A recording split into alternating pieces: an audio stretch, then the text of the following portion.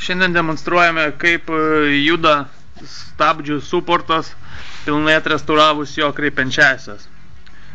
Šitas suportas yra iš esmės prastas tuo, kad viena kreipiančioji juda gumos viduje, ko pasiekoje dažniausiai jinai prikepa, pripūna ir visaip kitaip prikimba ir nebejuda. Kai taip atsitinka, priekinė kaladėlė stabdžių visiškai sudyla, o išorinė lieka sveika. Taip, kad keičiant kaladėlės, privalu ne tik sudėti naujas kaladėlės, bet ir gerai išmankštinti stabdžių suportą kreipiančiąsias tam, kad jos judėtų taip.